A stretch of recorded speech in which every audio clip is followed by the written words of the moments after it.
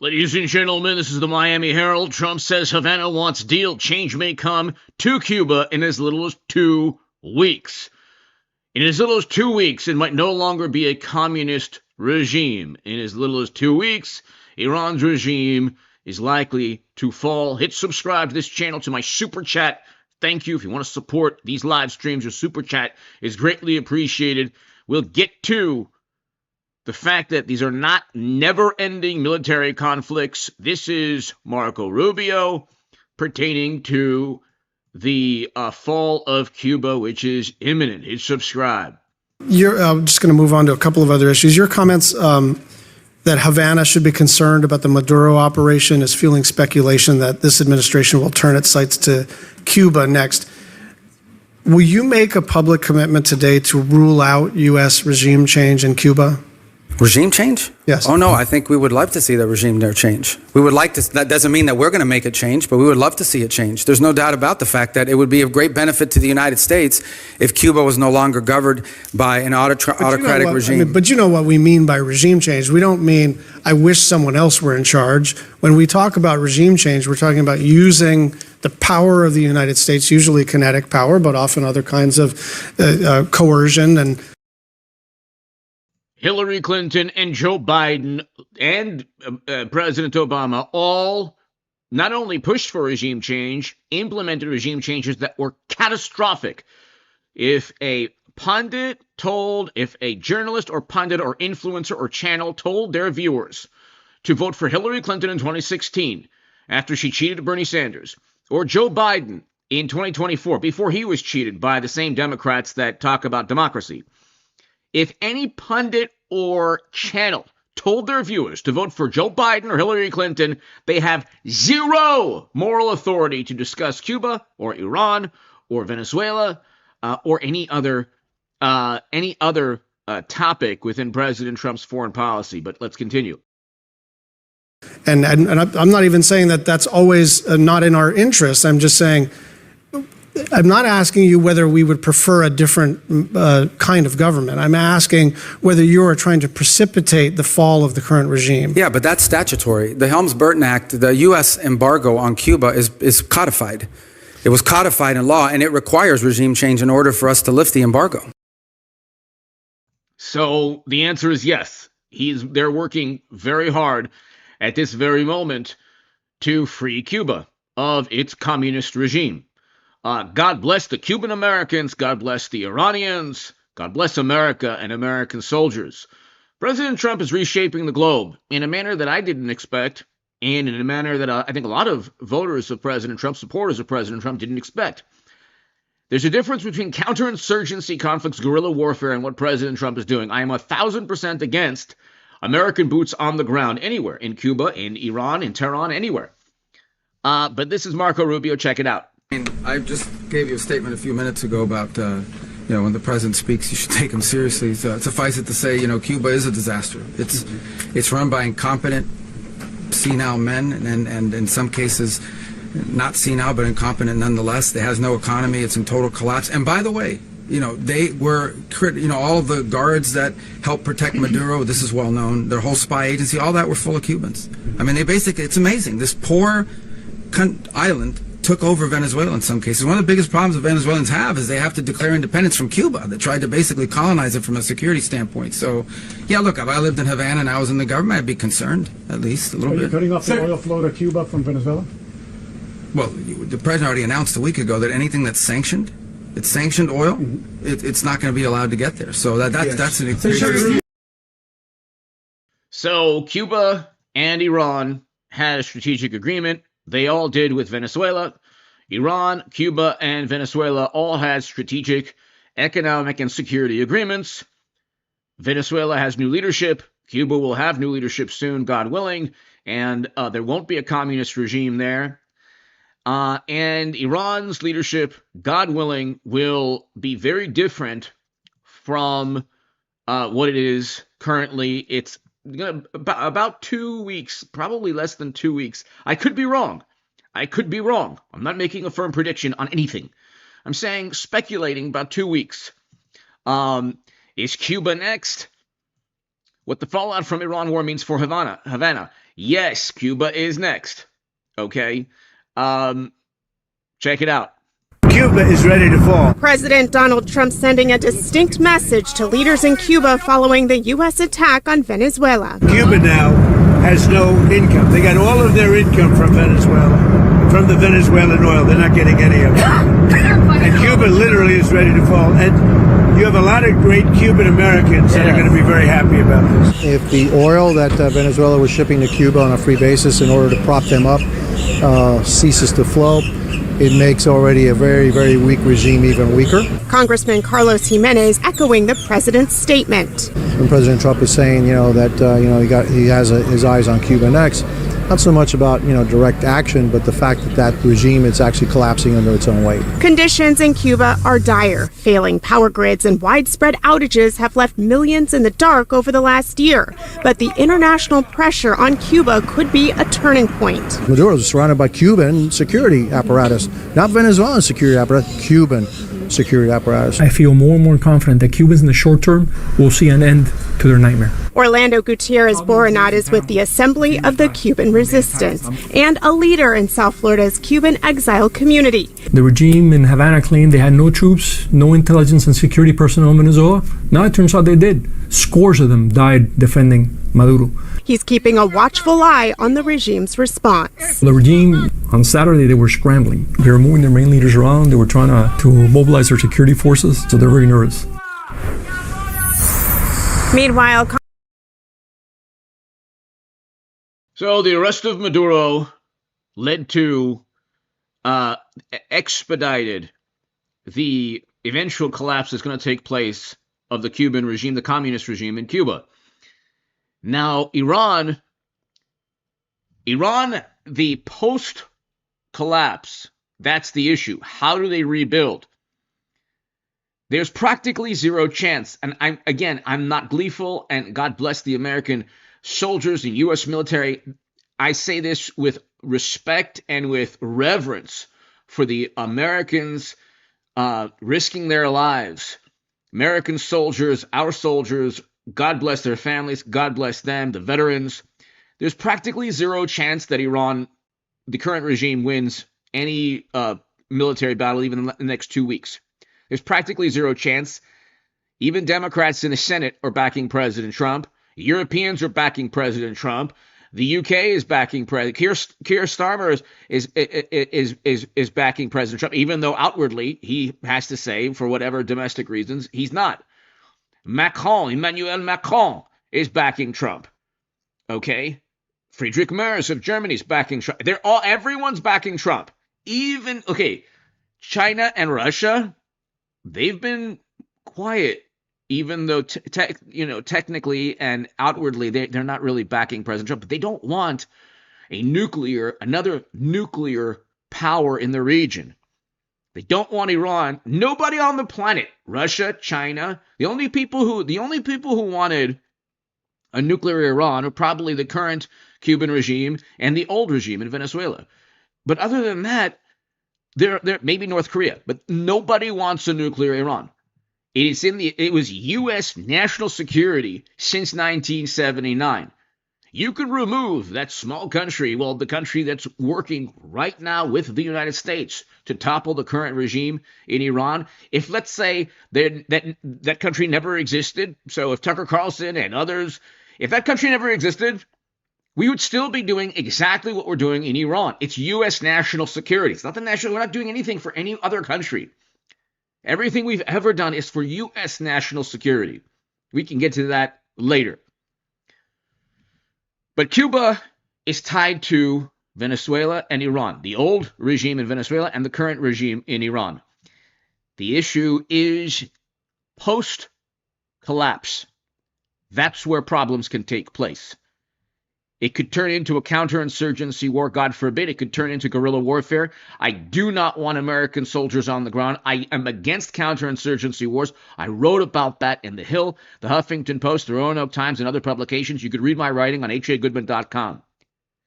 But if Reza Pahlavi, the Crown Prince, and others, and there's a multinational coalition, and Europeans, and people from the Middle East, and if Iran could be a very wealthy country very soon, just like Venezuela, just like Cuba. Notice how all these countries against the U.S. are dirt poor because of their regimes. But let's continue.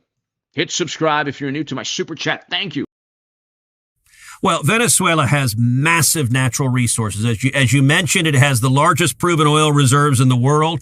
It also has the largest reserves of gold in the world. It's an extraordinarily blessed country. I'll give you an amazing statistic. Do you know where Venezuela ranked in the world in terms of GDP per capita in the year 1950? You got me. Number 4. Wow. Number 4. In 1950, you had the United States, you had Switzerland, you had New Zealand, and Venezuela was number 4. And what happened is first Hugo Chavez and then Nicolas Maduro, both communists, came in, utterly destroyed the economy, took what was a rich, prosperous country and drove the economy into the gutter.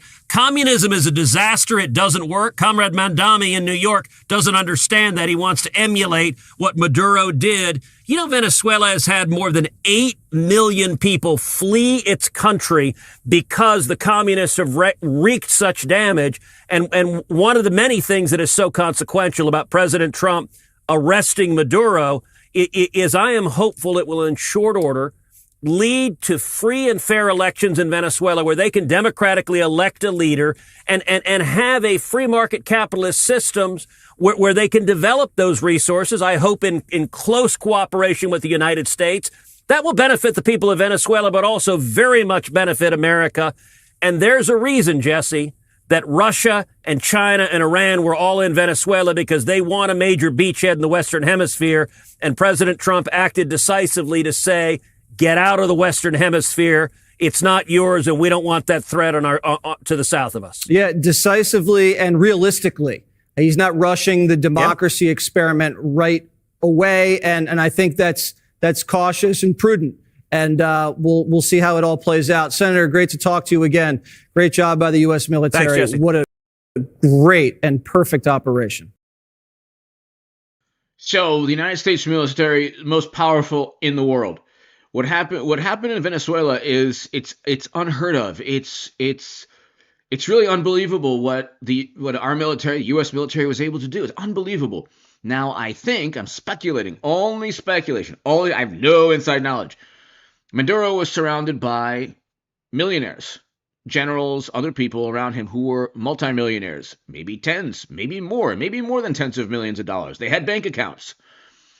Just like top-level people in the current Iranian regime. They're very, very wealthy. Tens, maybe hundreds of millions of dollars in some cases.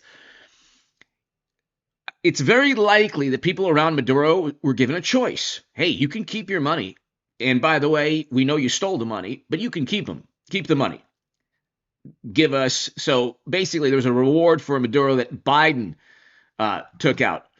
And so very likely people around him, maybe generals, maybe high-level officials in Venezuela, turned on him because they wanted to keep the tens of millions of dollars. Very likely around Maduro, I'm speculating.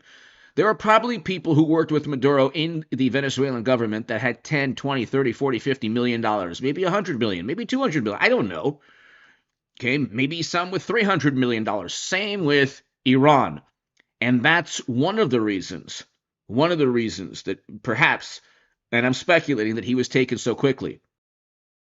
Ultimately carried out by Delta Special Forces. GOP Senator Rick Scott sits on the Foreign Relations and Armed Services Committee, joining us now. And Senator, it's worth noting that you have led on calls for removing Maduro for years before any other politician was really talking about it. As best I can remember, you were in Miami with Venezuelan Americans yesterday.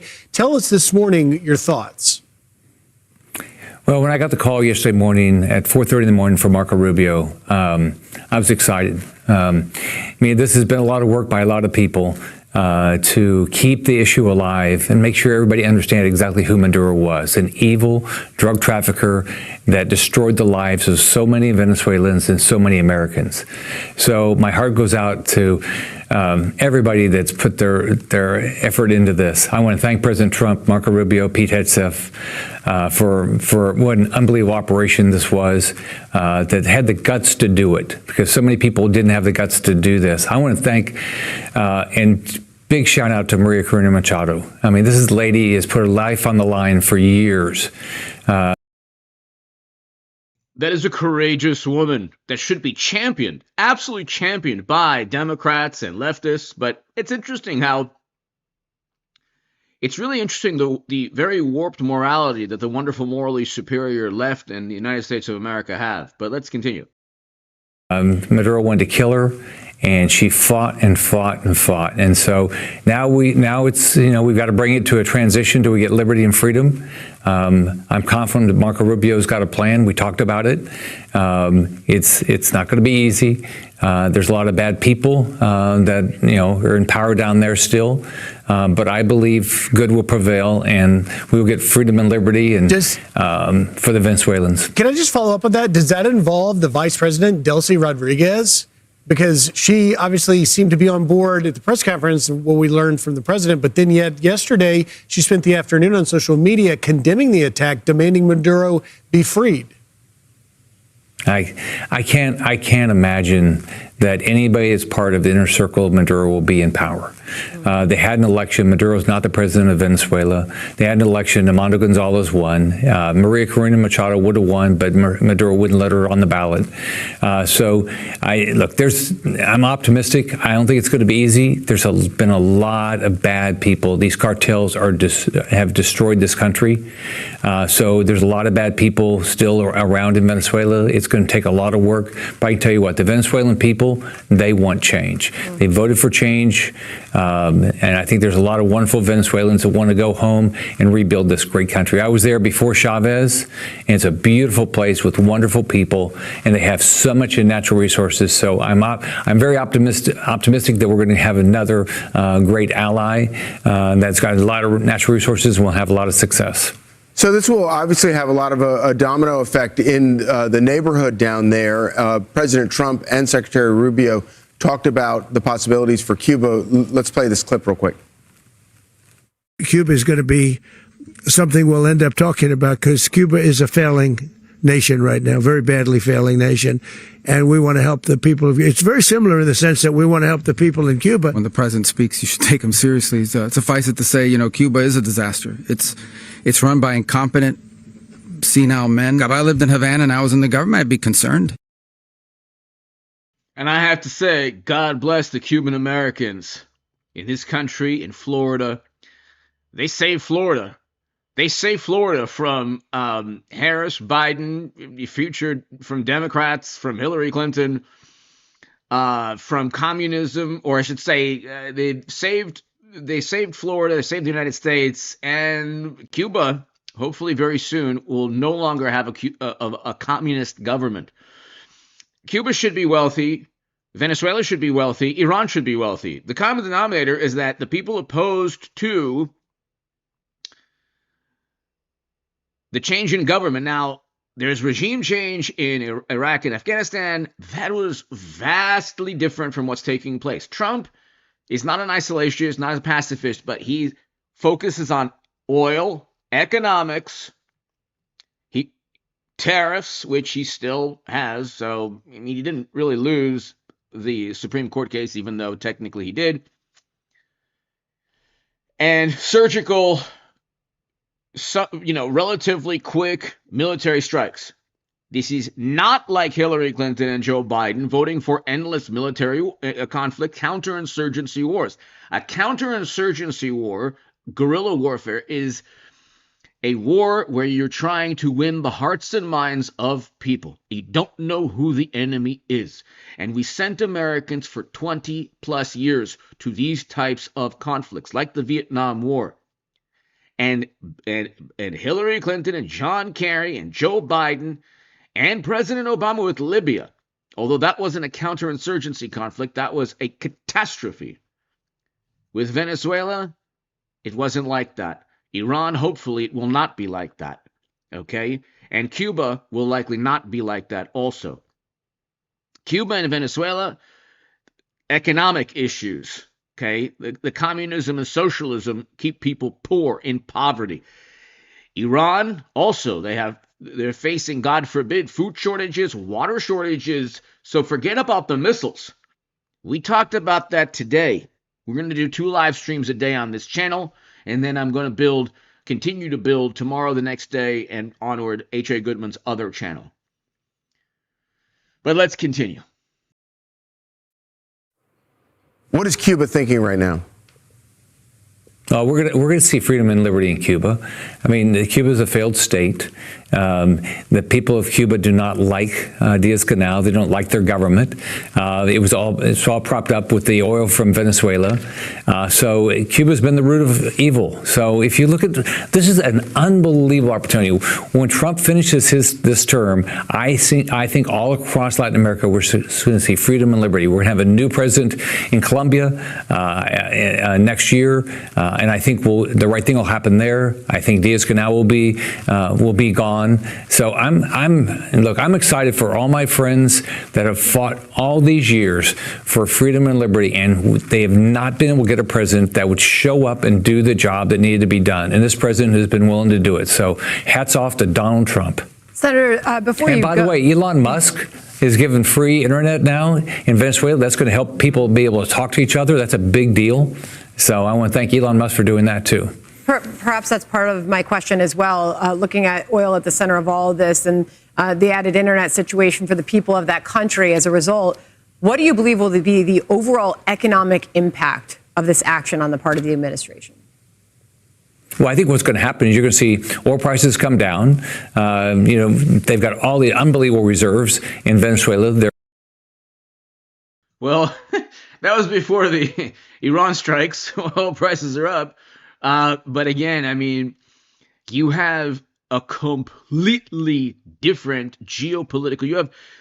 Trump is the president of geopolitics. If Iran works out, and God willing it does, okay, the post-collapse, I don't say this with glee, and I say this with all due respect because I know that the current regime could do everything in its power to, 30,000 Iranians were murdered by the current regime. So it's just a matter of how they want to lose power. Do they want to take as many lives with them? Do they want to do the honorable thing and, relinquish power because they have no chance, pretty much have no chance. So Trump is doing what lifelong diplomats and lifelong politicians couldn't do. He's doing it without guerrilla warfare and counterinsurgency wars and 2.5 million Americans sent to overseas to never-ending military conflict. I'm against counterinsurgency conflicts. I don't want Americans to be to deal with IEDs, which, by the way, many of them came from Iran. And so he's remaking the globe, completely remaking the globe, because it was always about economics. Okay, during Bill Clinton's first administration, it's the economy stupid. Well, it's the economy stupid when it comes to geopolitics also. Okay, let's continue. The oil companies are going to come back. They're going to rebuild this country. It's going to be great opportunities for Venezuelans. Venezuelans should be the richest country in South America. Absolutely, no question. Should be the richest country in South America. Is going to create a lot of opportunity for Venezuelans. It's going to be exciting. I think there's so many. My friends Venezuelans are going to want to go home and rebuild this country. Same with Cuba. Same with Iran. The diaspora of Iranians around the world. Very successful, very wealthy, very successful entrepreneurs, very wealthy, very hardworking, very intelligent. Same with the diaspora of Venezuelans, hardworking, intelligent, entrepreneurial. Same with Cuba, Cuban Americans, very successful, wealthy, very wealthy. And so you have people from Venezuela, Cuba, Iran, around the world that could go back, rebuild, invest. You know how many tens of millions of dollars will be reinvested in Iran immediately? I mean hundreds of millions within weeks just from Iranians. I'm going out on a limb here, but just from Iranians in the diaspora, you'd probably get investments of tens to hundreds of millions of dollars within the first 3 months to make the country wealthy. Welcome back. Operation Epic Fury intensifying on this, day 6 of this war. The U.S. taking out Iran's top naval ship as Israel launches more strikes across the region. Fox News chief foreign correspondent Trey Yingst is in Tel Aviv this morning with more. Trey. Hey, Maria, good morning. A senior Israeli official telling Fox News today the Iranian regime is having trouble communicating and coordinating as these strikes against their country continue.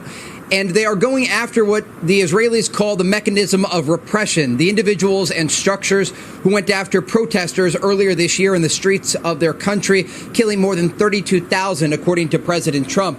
And as we move forward here, we're learning some more. According to Crown Prince Reza Pahlavi, President Trump, activists, and others, over 30 to 32,000. I think Prince Pahlavi said 36,000 Iranians were murdered. Where was the outrage from liberal and leftist pundits and channels? Where was the concern? And God forbid we had those two people in Minneapolis should be alive. I agree with Democrats. It was a tragedy that they lost their lives. We had 2 protesters who should be alive today in Minneapolis. I agree with Democrats. Iran had 30 to 36,000 plus Iranian protesters who had their lives taken, and not one word of condemnation from Democrats, from AOC, from Elizabeth Warren, from Congresswoman Omar, from Congresswoman Tlaib. Where's the condemnation? Information, and we're getting some new video of an air fight yesterday, a dogfight over the skies of Iran, where the Israelis say their F-35 fighter jet shot down an Iranian plane, the first air combat kill for the Israelis since the 1980s. All of this taking place as the Iranians are still launching. And Maria, we're just getting an alert here on our phones, and go out on phones, and that's why you hear that buzz. People then go to shelters, and they will stay there until they get the all clear from the Army. We've seen a lot of this incoming missile fire overnight. There were 3 separate alarms, another one this morning, and again, one just coming in right now.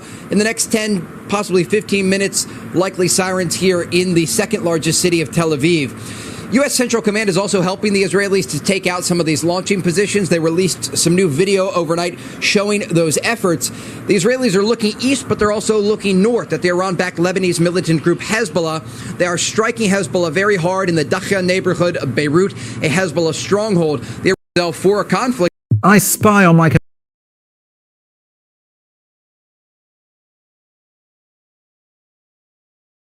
right now, and so they have a lot of launchers that haven't yet been hit. Longer to govern. Yeah, and we heard that yesterday from Secretary of War Pete Hegseth in the briefing on Operation Epic Fury with the Joint Chiefs of Staff Chairman General Dan Kane. Hegseth said the U.S. is just getting started with Iran. Watch this. America is winning decisively, devastatingly, and without mercy. The 2 most powerful air forces in the world will have complete control of Iranian skies, uncontested airspace. We will fly. So, a little factoid tidbit. I was reading years back in a book. We have had, the United States has had air superiority in every war, every conflict since mid-1943. So there's never been a day from 1943 to the present where the United States Air Force Navy has not had air superiority. We have had air superiority every day since the middle of 1943. All day, all night, day and night, finding, fixing, and finishing the missiles and defense industrial base of the Iranian military, finding and fixing their leaders and their military leaders every minute of every day until we decide it's over. And Iran will be able to do nothing about it. And Christian, we've got new information this morning because China is sending a special envoy on Middle Eastern affairs to the region. They claim they're conducting mediation efforts. The war now spreading into other Gulf countries, threatening global stability and energy supply. And Beijing is condemning the attacks, even though we know that China basically armed Iran with advanced missiles and Chinese components, the guidance systems, the propellant chemistry. Tell us about that, because it appears that this is also a very important message to China. Yeah, well, it's sort of sad. I mean, the only people more pointless than China in this are perhaps the Europeans. But think of it, if you're in Iran, you're exporting something like 60 to 80% of your oil. Much of it illicitly is going to China. It makes up 12% of Chinese energy imports or oil inputs. You bought much of your air defense system from China. These are your buddies, and you're expecting them and the Russians to come to your aid if evil Uncle Sam attacks. And what do? They send a special envoy who's, I don't know what he's even going to do. China's in a very bad spot because of this. Their economy was already faltering. Now they just announced a growth target of 4.5 to 5%. They won't even make that. That's the lowest growth target for China since 1991.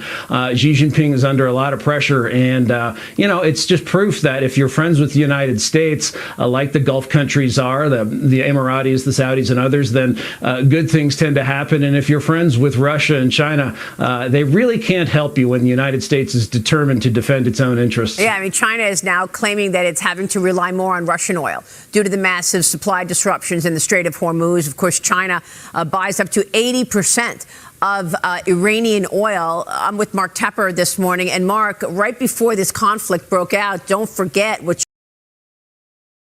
So the oil shipments, I believe, are still taking place, but the money... So the IRGC, their accounts have been frozen. The Europeans, we did that last year. President Trump's one of his first things he did. And so, again, I don't know, without an economy that's functioning, there's, God forbid, food shortages, they face water shortages too. And their offshore accounts, that's the thing. That's what I think led to the Maduro capture. I'm speculating. I have no knowledge at all. I'm speculating. How many offshore accounts do you think people within the current Iranian regime, top-level officials, have? Okay, how many offshore accounts do you think top leaders around Maduro in Venezuela had? You think they had 10, 20, 30, 40 million dollars, hundreds of millions of dollars? So if you can't access that, and again, the people who eventually work with President Trump and Prince Pahlavi and just decide, okay, we'll do away with the nuclear program, we'll reform Iranian society, allow protests, allow a more democratic society, those people are probably going to have 10, 20, 30, 40 million dollars in bank accounts offshore. I'm speculating. You tell me, do you think that in these countries, in Cuba, for example, Venezuela, Iran, do you think that the top government officials that'll eventually play ball have a whole lot of money outside the country? Probably. You give me your thoughts in the comment section or in the live chat. China was doing, not just to the United States, but to the world. And that is trying to hold back critical minerals that the U.S. needed. Yes. Now, it's got to wonder if, in fact, it's going to get the critical oil that it needs. Exactly. And this just really reinforces, Christian, from my standpoint, it reinforces the importance of energy independence as it relates to the U.S.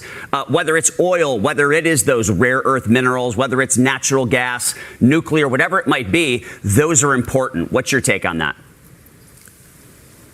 Yeah, I think so. That's very much the case. It's clear we can't rely on our adversaries, and that because of fragile supply chains, we really shouldn't rely on anyone outside of the United States. With oil, there is basically a world price of oil, which is adjusted for quality and transportation. But we have seen oil prices go up, not nearly as much as the naysayers said.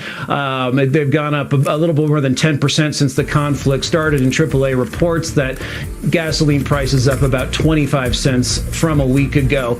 So we are seeing some effect.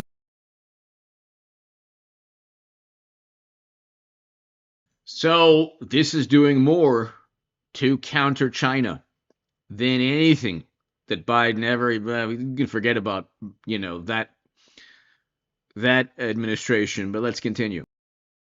That have said that these actions that we see from this administration and internationally and certainly domestically really have all been aimed and with one single purpose, to go after China. Now, interestingly enough, China seems like they've been caught completely flat-footed. Think about Panama, think about Venezuela, and now Iran, right? China seems to be stuck in the mud, or dare I say even intimidated.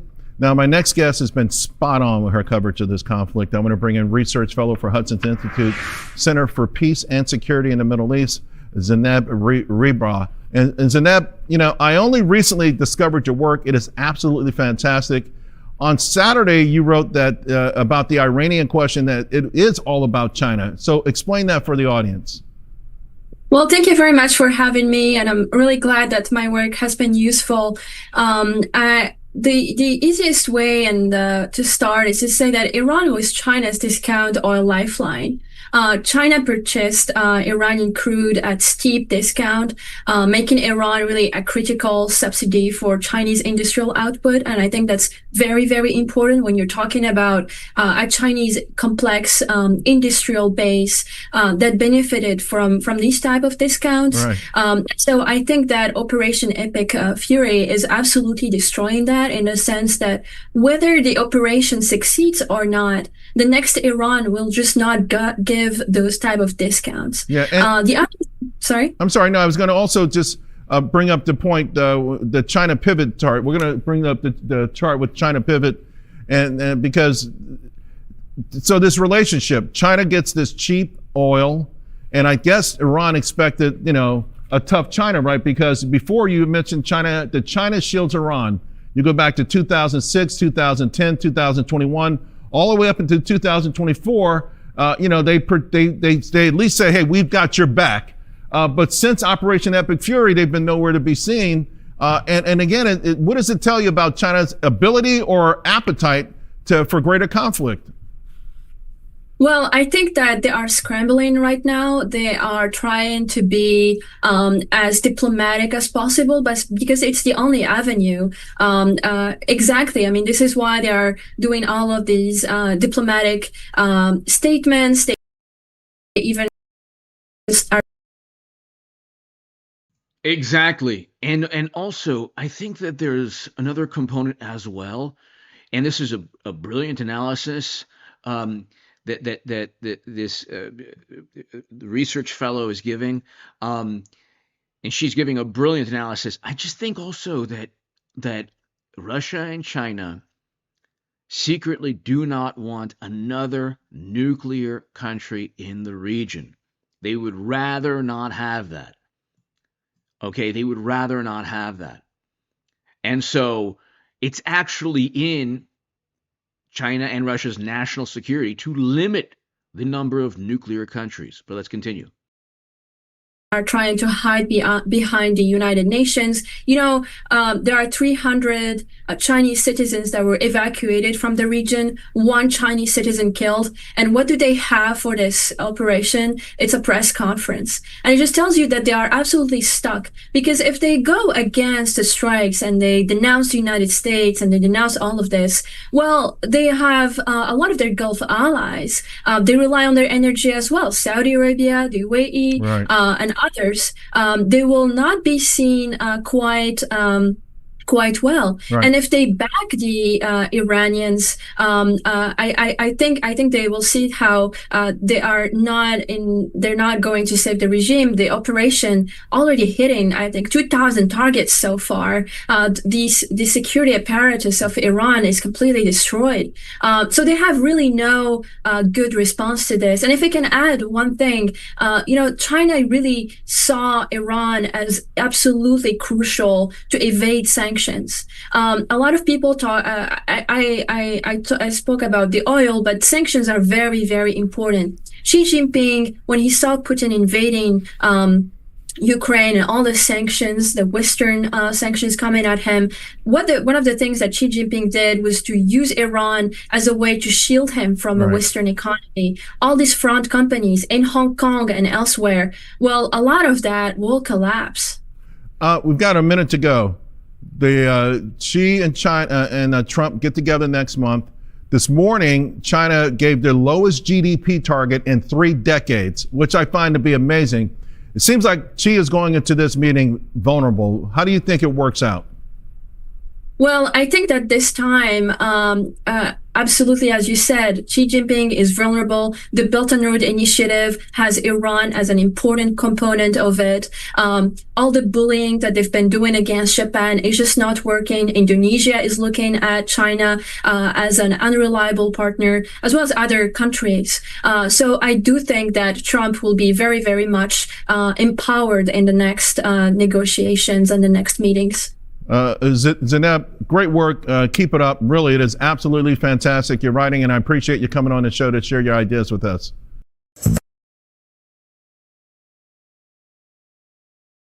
So, the post-war in Iran, okay, so I don't say this gleefully. I say this with all due respect. I have to. Iran, the current regime will fall. Does it take a week? Does it take 2 weeks? It probably takes the end of March or sooner, or mid-March.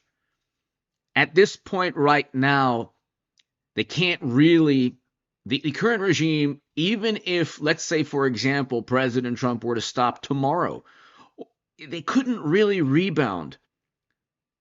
And so, if this continues for the next week, 2 weeks, there are likely going to be not just defections, there are likely going to be people who are opportunistic or people who want to take the opportunity to say, okay, because the main issue is the nuclear program. That's the main issue. That's the main issue. So there are likely going to be leaders within the current regime that say, okay, if we can keep leadership and if we can get immunity, because they want immunity also, because 30 to 36,000 Iranians were murdered by the regime. Lots of the top officials, very likely, and I'm speculating, want immunity. They don't want the repercussions of,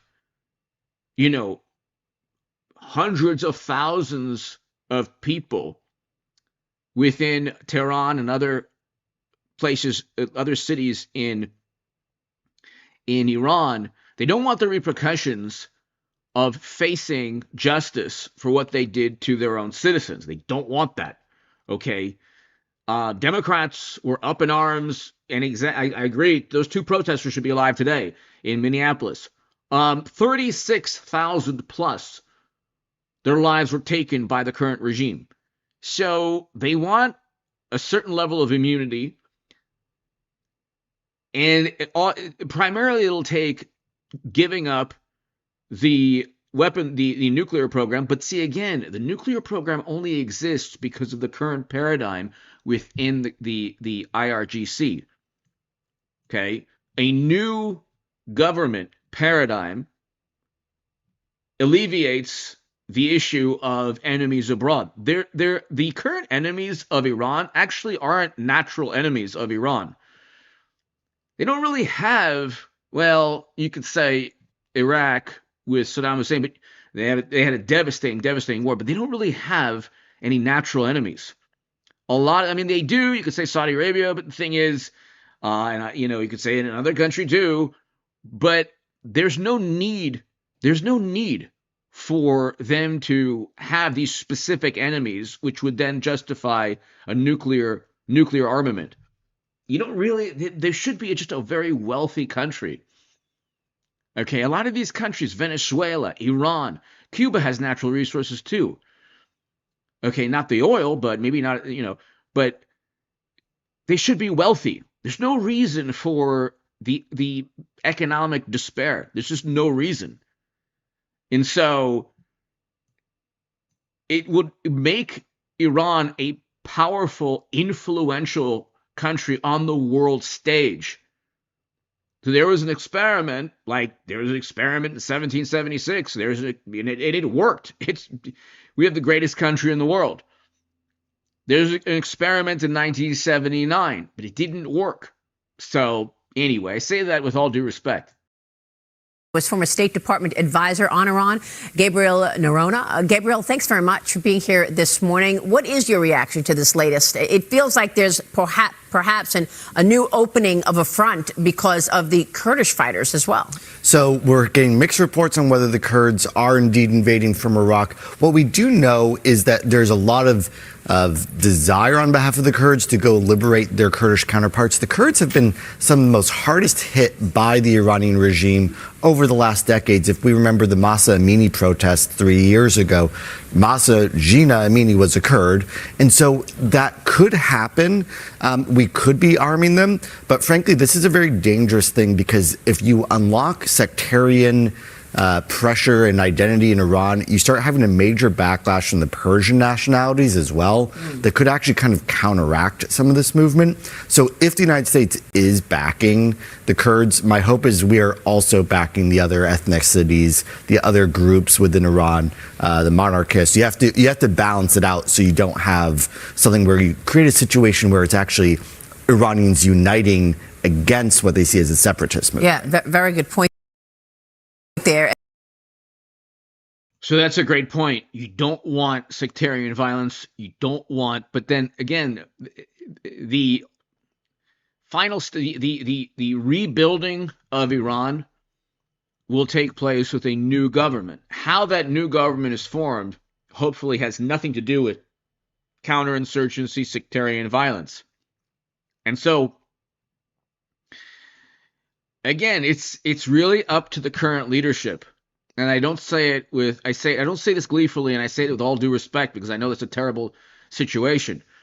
But the current leadership, the IRGC, and the various different groups, there's 4 or 5 major groups within the military and within the government. They have basically 2 choices if you look at it from a bird's eye or aggregate viewpoint. They can go down and inflict as much damage as possible, which will cause sectarian violence, or they can accept defeat and then work for a new government, a completely new paradigm of a government. That might be less likely than the latter, or than the former. Hopefully, and I pray that there's no sectarian violence. That would be an unmitigated catastrophe. But let's continue. Meanwhile, in response to all of this, Iran decides to attack the Gulf countries in the region. I want to get your take on that. Here's General Petraeus, David Petraeus, of course, who led the surge into Iraq so many years ago. Here's what he said about that. Watch. I think a really foolish move by the Iranians was to hit the Arab countries in the Gulf, who really had wanted to stay out of this, but now are in it because of strikes against civilian targets in their countries, the Gulf states. And now their aircraft are already flying as part of the overall defensive effort. And we'll see if there is a decision about us using their bases again, which they had initially denied because they had wanted to stay on the sidelines. I don't know now if in the middle of this campaign we feel comfortable to go into these bases, whether we have what's called the bed down, the munitions and all of that, and fuel ready to go. But that could present an option to us. I think the focus right now is still on the Iranian retaliatory capabilities, and one of those is what they might do to mine the Strait of Hormuz or otherwise interfere with freedom of navigation from the Gulf. Keep in mind that about 20% of the world's crude oil comes through the Strait of Hormuz on a daily basis, and roughly about 20% of the liquefied natural gas as well. So that would be very, very significant. And Gabriel, you've said that this is also very notable, what Iran has done in terms of retaliation to the Gulf countries. You know, Iran has sent 300 rockets and drones, missiles, rockets to Israel. They have hit 2,500 missiles and drones towards the GCC countries. So this is not really a war from Iran against Israel. It's a war from Iran against the Gulf states because they believe that. See, that's a huge miscalculation as well. When they cracked down and brutalized 36,000 plus Iranians, that was the beginning of the end of the current regime. And then launching, that's the only thing that the current regime has, is to launch retaliation against Gulf neighbors. But that diminishes any international support. There's no strategic, there's no military. What would be the military objective of just launching rockets at your neighbors because there are U.S. bases or British bases? What would be the military? There's no real military objective because you're also hitting civilian areas, and you're losing any international support, which they don't really have. So, and also, Europe is playing a game. They don't want to outwardly say, yeah, go ahead, U.S., do this for us. But the Europeans have, NATO has the same exact interests as the U.S. in terms of preventing a nuclear-armed Iran in the current regime. They have the same interests. They're just not going to, for domestic reasons, they're not going to publicize it. That is the place where they can pressure their leaders to complain to Trump and wrap the war up early. They know that the Israelis are going to withstand anything that Iran throws at them.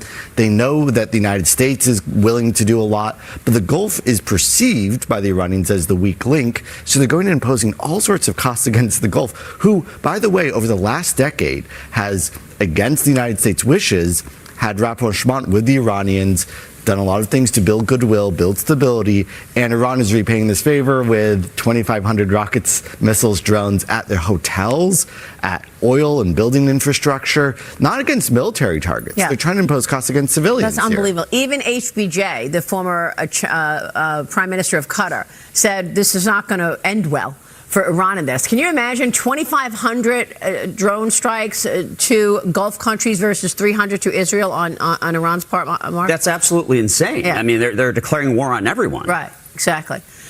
Gabriel, in terms of the length of this, what are your expectations? I do think President Trump is going to do those full 4 or 5 weeks because, that's where you start getting to the limit of the War Powers Resolution, where then he has to go take extra measures.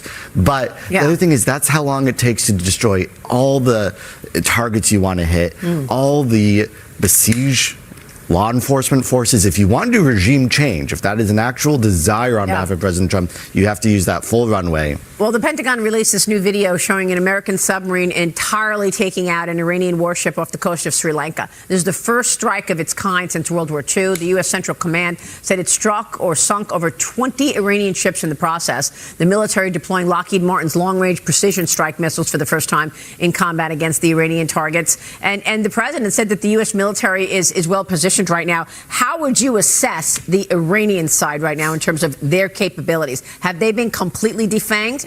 Their Navy is gone, entirely gone. They are, as you heard earlier, they barely have the ability to launch missiles and drones now. Their command and control has been obliterated. Here's the issue. They are now they are going and tweeting that they are killing 500 Americans in this strike already. They are messaging to their own internal audience that they are not winning the war, but they're imposing massive costs against us. The issue is, if we want them to negotiate an end to the war in a few weeks, they believe that they are winning. And so they are setting themselves up for a situation where they can't actually even get out of this. All right. So he gave a brilliant analysis. I actually don't believe, at the end of the day, the people in Iran will they understand that very likely they understand that the current regime is not really going to last. So if they don't have a navy, if they don't have an air force, they don't have a navy, if the command structure is no longer there, if rocket launchers, the mechanisms to launch the drones and the rockets no longer exist, if their nuclear sites no longer really exist or are severely weakened, if you have other strategic locations decimated, and then you, God forbid, face food shortages, water shortages, because we talked about that today in the live stream, and be here tomorrow for the live stream, probably around 11 or 12 p.m. Eastern, noon Eastern. You have water shortages, then you have accounts frozen abroad. The economy continues to worsen. They have 110% food inflation. How do you rebound? Like, how do you then govern? Okay, and then the same people that risk governing actually do risk a French Revolution type of scenario, God forbid. So, because they did brutalize 30,000, 36,000 plus Iranian citizens before all of this. So, I mean, it's only a matter of time, and I don't say it gleefully. I say it with all due respect and understanding that this is a terrible situation. The regime will fall, almost certainly. What happens after, that's the big issue. Iran's getting no help from Russia or China, and now they're alienating their Gulf neighbors because they're attacking them. Iran seems to be utterly alone and highly vulnerable. Is that your analysis? Good to see you, Stuart. Yes, this is a remarkable development because we've been told by the powers that be for these many years that if the United States and Israel took military action against Iran, we would be isolated. Israel would be isolated and attacked in the region. The United States would be isolated internationally. And guess what? The opposite is the case. Iran is utterly isolated, making a terrible decision to attack the entire GCC except for Egypt. And I don't know why the Egyptians got a free pass, but pretty much everybody else is lining up with the United States and Israel. And Xi can make all of the strong statements he wants. I don't see him doing anything. So this really does reset the board before that meeting coming up in April. Exactly, because I think Xi Jinping and Putin and nobody wants, everybody's interests are preventing the current regime in Iran from getting a nuclear weapon, or any country. They don't want any other country having a nuclear weapon, because then you increase the odds, which are devastatingly high, of the end of the world with nukes. Okay, but you definitely don't want this regime to have nuclear weapons. So we can go into that deal, which was a terrible, terrible deal, which they broke time and again. They were launching long-range rockets and missiles, and that was against the deal. Certain military installations were off limits from inspectors, which was completely absurd. And so it's like, who got the upper hand? The Obama administration or the current regime? Gee, who do you think? And so that's another story. The issue is, no other country wants the current Iranian regime to have nuclear weapons. Even Russia and China don't want that. Definitely the Europeans don't want, but most of the world was okay with the status quo. President Trump was not. And so Venezuela preceded Iran, and Venezuela preceded Iran to weaken Cuba, but also it weakened Iran. And so, and then you have the investment after the when the current regime collapses, and I say this with all due respect, I'm not saying it gleefully, you're going to have hundreds of millions and billions of dollars to rebuild, to restructure, to make the country wealthy. Okay, President Trump made America great again. He's going to make Iran wealthy again. Okay, the country should be wealthy. The Iranian people that country should be very wealthy. They shouldn't have food shortages. They shouldn't have water shortages. Agree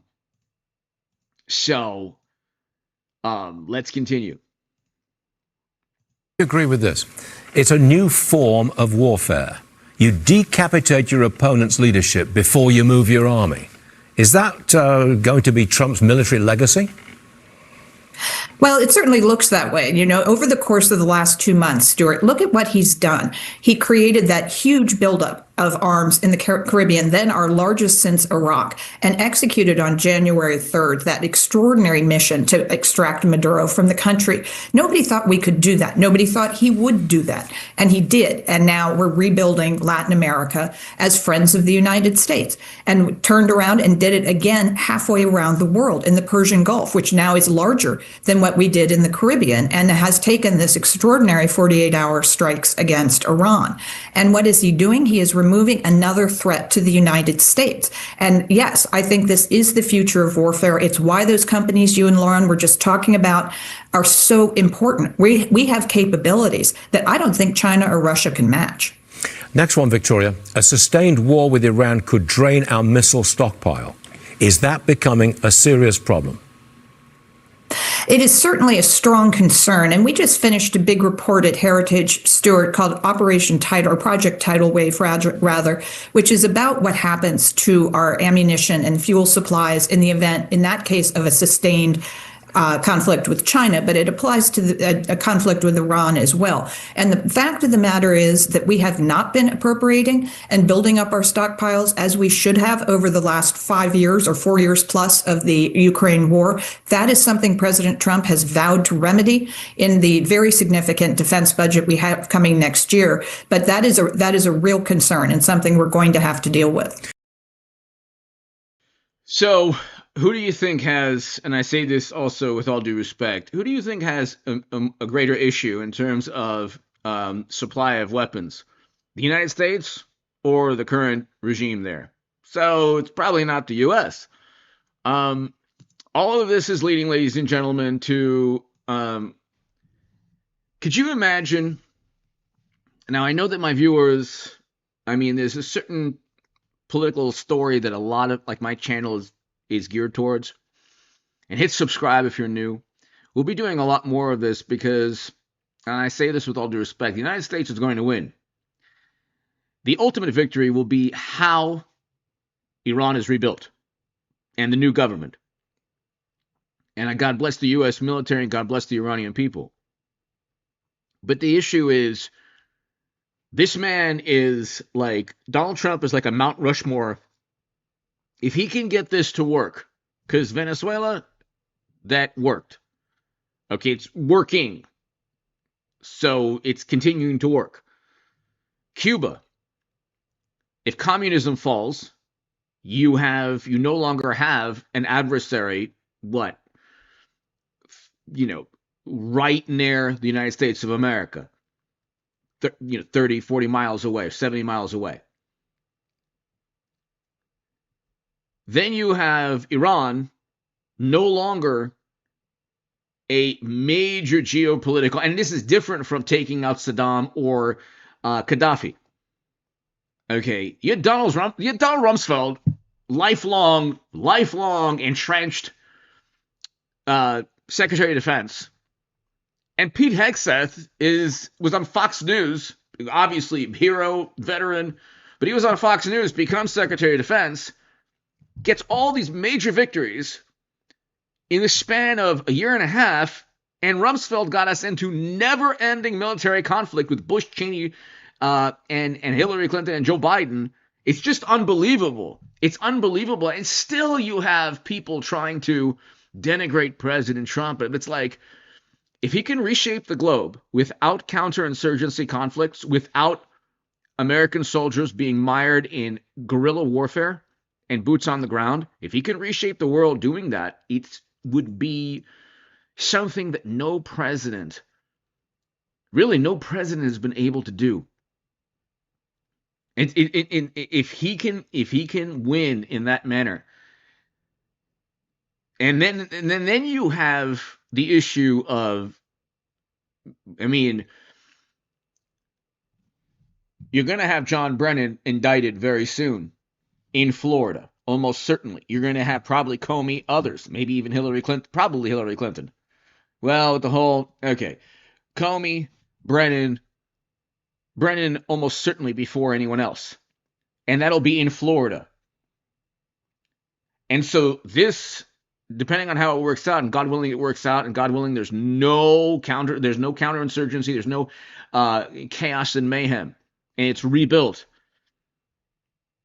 So if Iran is rebuilt, it could be if the Crown Prince Reza Pahlavi is allowed to return and help rebuild Iran after the regime falls, you're talking about hundreds of millions of dollars immediately into Tehran and into Iran to make the country wealthy again, or make the country wealthy.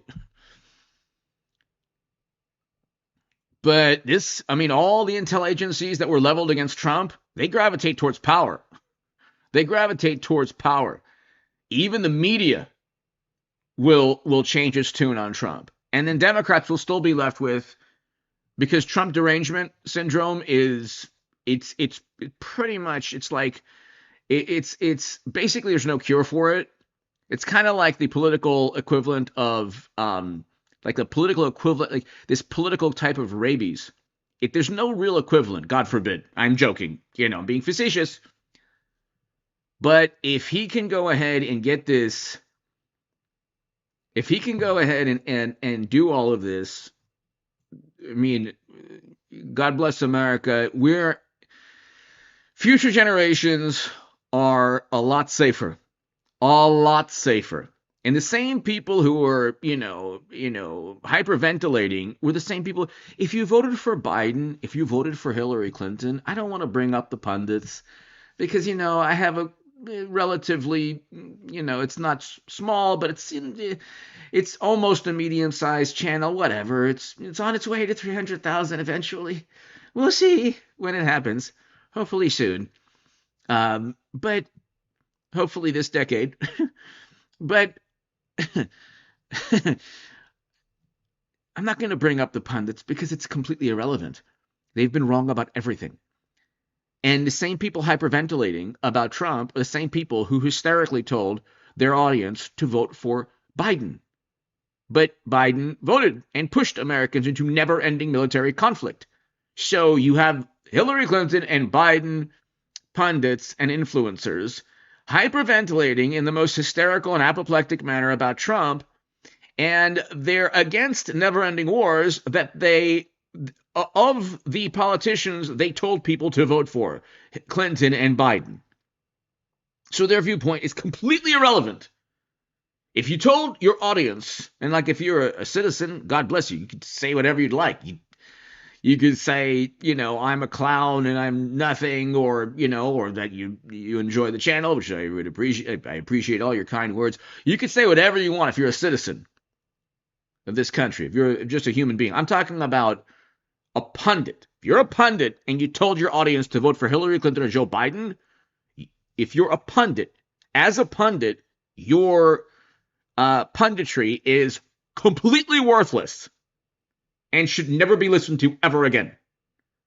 And the only thing I do agree with these people on is President Trump cannot put American soldiers on the ground. That would be an unmitigated catastrophe, because then, God forbid, you'd have snipers, you'd have IEDs, you'd have all of this.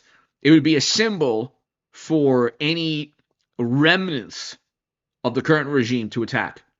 You cannot do that. Anyway, hit subscribe. God bless you all. God bless America. We're on our way to winning the initial war. The next battle will be the rebuilding of Iran. And that cannot be like Libya under Obama and Iraq and Afghanistan under Bush and Obama. That can't happen. That would be an unmitigated global disaster. So anyway, hit subscribe. God bless America. God bless the people of Iran. And God bless the Cuban people, Cuban Americans.